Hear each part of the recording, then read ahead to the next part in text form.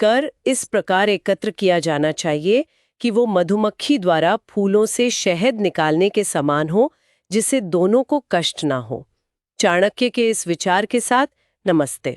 नमस्कार। आज हम भारत की टैक्स प्रणाली में एक बहुत बड़े बदलाव, वस्तु एवं सेवा कर यानी जीएसटी पर एक गहरी नजर डालेंगे। इसने हाल ही में अपने 8 साल पूरे किए हैं। जी, और आज की हमारी ये बातचीत ये इकोनॉमिक टाइम्स में छपे एक लेख जीएसटी एक राष्ट्र एक कर की यात्रा, उसी के विश्लेषण पर आधारित है। बिल्कुल, हमारा मकसद है इसके जो जरूरी पहलू हैं उन्हें समझना, खासकर वो पॉइंट्स जो यूपीएससी एस्पिरेंट्स के लिए, मतलब मेंस और प्रीलिम्स दोनों के लिहाज से काम के हो सकते हैं, और आम जानकारी के लिए भी ये बहुत उपयोगी है। हाँ, जरूर। तो चलिए शुरू करते हैं। सबसे पहले ये जो 8 साल बीते हैं, इनकी उपलब्धियों को देखते हैं। रेवेन्यू के मामले में क्या स्थिति रही है? हाँ, रेवेन्यू में तो काफी मजबूती दिखी है। जो वित्त वर्ष 2024-25 है, उसमें औसत मासिक कलेक्शन 1.67 लाख करोड़ रुपए रहा है, और ये आंकड़ा 1.8 लाख करोड़ को भी पार कर चुका है। अच्छा। और दिलचस्प बात यह है कि ये जो ग्रोथ है, ये देश की नॉमिनल जीडीपी ग्रोथ रेट से भी तेज है। ओह, तो इससे क्या संकेत मिलते हैं? इससे लगता है कि टैक्स कंप्लायंस, मतलब लोग अब टैक्स नियमों का पालन बेहतर कर रहे हैं, टैक्स चोरी में कमी आई है, और इकोनॉमी का फॉर्मलाइजेशन भी बढ़ रहा है। और ये जो डिजिटलीकरण की बात होती है, जैसे ई इनवॉइसिंग, ई वे बिल, इनसे कंप्लायंस और ट्रांसपेरेंसी पर क्या असर पड़ा है? डिजिटल बदलाव तो बहुत अहम रहा है।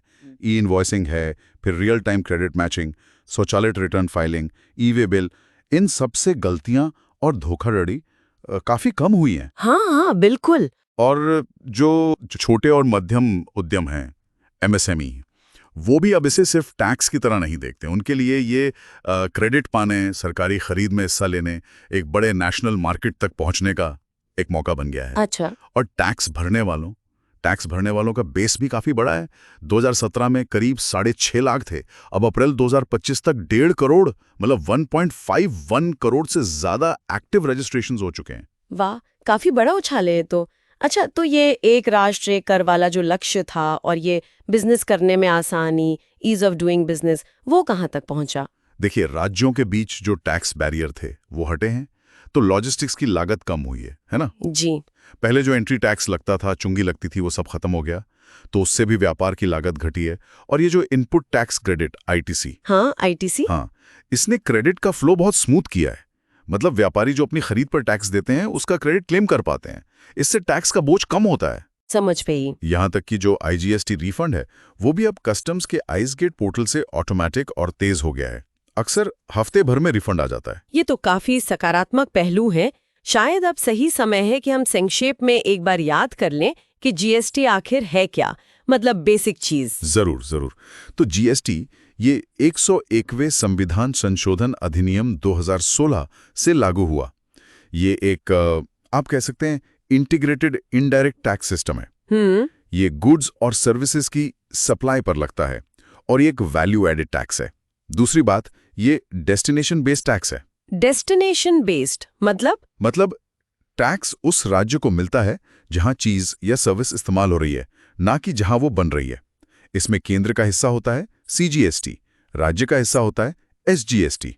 दोनों एक ही ट्रांजैक्शन पर लगते हैं। अच्छा। और राज्यों के बीच व्यापार पर, हाँ, राज्यों के बीच या इंपोर्ट पर आईजीएसटी यानी इंटीग्रेटेड जीएसटी लगता है। और इन सब पर फैसले लेने वाली जो सबसे बड़ी बॉडी है, वो है जीएसटी काउंसिल। ठीक है, ये स्पष्ट हो गया। तो उपलब्धियां तो हैं, लेकिन जाहिर है चुनौतियां भी होंगी। कौन सी बड़ी दिक्कतें अभी भी हैं जीएसटी के सामने? हाँ, चुनौतियां कम नहीं हैं। पहली बड़ी चुनौती तो यही है कि कुछ जरूरी चीजें अभी भी जीएसटी के दायरे से बाहर हैं। जैसे पेट्रोलियम। हाँ, पेट्रोलियम उत्पाद, पेट्रोल, डीजल वगैरह, और इंसानों के पीने वाली शराब, ये बाहर है। इससे क्या होता है कि टैक्स कैस्केडिंग, यानी टैक्स पर टैक्स लगने वाली समस्या बनी रहती है। क्यों? क्योंकि इन चीजों पर जो टैक्स चुकाया जाता है, उसका इनपुट क्रेडिट आगे नहीं मिल पाता, और राज्यों को भी डर है कि इन्हें शामिल किया तो उनका रेवेन्यू कम हो जाएगा। हाँ, ये तो एक बड़ा मुद्दा है। और वो जीएसटी एपेलेट ट्रिब्यूनल, जीएसटीएसटी, उसका क्या स्टेटस है?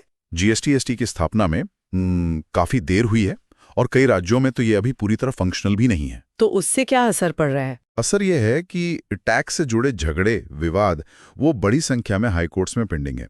इससे अनिश्चितता बढ़ती है और समाधान में देर होती है।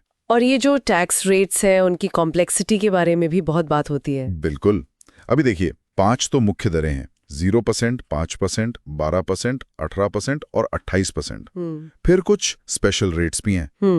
तो कई बार किस चीज पर कौन सा रेट लगेगा, इसको लेकर क्लासिफिकेशन के विवाद होते हैं, मुकदमेबाजी होती है। हाँ, सुना है। एक और मसला है इन्वर्टेड ड्यूटी स्ट्रक्चर का। इन्वर्टेड ड्यूटी स्ट्रक्चर, ये क्या है? इसमें ऐसा होता है कि तैयार माल पर टैक्स की दर कच्चे माल पर लगने वाले टैक्स से कम होती है। अच्छा। तो उससे क्या दिक्कत है? दिक्कत यह है कि बनाने वाले का पैसा फंस जाता है, क्योंकि वो जितना टैक्स चुकाता है उससे कम का ही क्रेडिट क्लेम कर पाता है।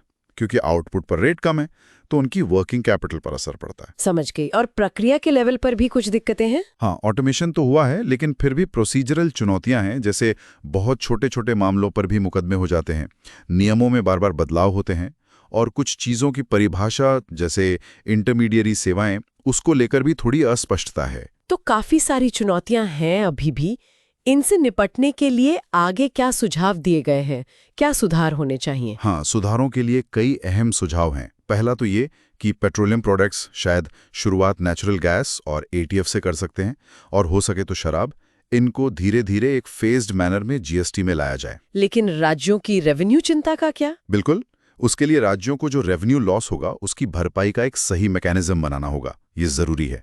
दूसरा, टैक्स रेट्स को रैशनलाइज करना, मतलब स्लैब कम करना। हाँ, स्लैब कम करना, और जो इन्वर्टेड ड्यूटी वाली समस्या है उसे ठीक करना। और ये जो विवाद होते हैं उनके समाधान और डिजिटलीकरण के लिए क्या सुझाव है? विवाद समाधान के लिए GSTAT को पूरी तरह फंक्शनल बनाना बहुत जरूरी है।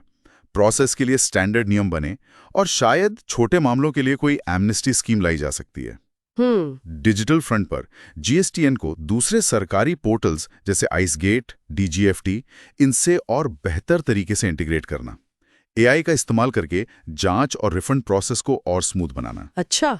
अगर हम बड़ी तस्वीर देखें तो ये सुधार GST को और असरदार बनाएंगे, और क्रिप्टो एसेट्स, कार्बन क्रेडिट जैसे जो नए क्षेत्र उभर रहे हैं उनके लिए भी स्पष्ट नियम बनाने में मदद मिलेगी। तो कुल मिला के देखें तो जीएसटी ने यकीनन भारत के इनडायरेक्ट टैक्स सिस्टम को काफी बदला है, रेवेन्यू बढ़ाया है, फॉर्मलाइजेशन को भी बढ़ावा दिया है। लेकिन जैसा हमने समझा, कुछ अहम चुनौतियां अभी भी हैं जिनका हल निकालना बाकी है। निश्चित रूप से। और इन चुनौतियों से निपटने के लिए जो सुधार सुझाए गए हैं वो बहुत जरूरी हैं। इन्हें लागू करके ही जीएसटी असल में एक राष्ट्र, एक कर, एक बाजार की सोच को पूरी तरह साकार कर पाएगा। और भारत की जो $5 ट्रिलियन इकोनॉमी बनने की महत्वाकांक्षा है, उसमें भी ये एक बड़ा मददगार साबित हो सकता है। बिल्कुल। आज की इस चर्चा को यहीं समाप्त करते हुए हम अपने श्रोताओं के लिए एक सवाल छोड़ जाते हैं। आपको क्या लगता है, जीएसटी को पूरी तरह सफल बनाने की राह में सबसे बड़ी बाधा क्या है? क्या ये राजनीतिक इच्छा शक्ति की कमी है, या टेक्नोलॉजी की सीमाएं हैं, या फिर राज्यों की अपनी वित्तीय चिंताएं ज्यादा हावी हैं? अपने विचार हमें जरूर बताएं। अगर आपको ये विश्लेषण उपयोगी लगा, खासकर अगर आप यूपीएससी या किसी और परीक्षा की तैयारी कर रहे हैं, या बस इस अहम विषय को समझना चाहते थे, तो प्लीज इसे लाइक करें, हमारे चैनल को सब्सक्राइब करें, और जीएसटी से जुड़े आपके कोई सवाल या विचार हों तो नीचे कमेंट्स में जरूर लिखें। जी, हम अगली बार फिर मिलेंगे एक नए विषय की गहरी पड़ताल के साथ। धन्यवाद। धन्यवाद।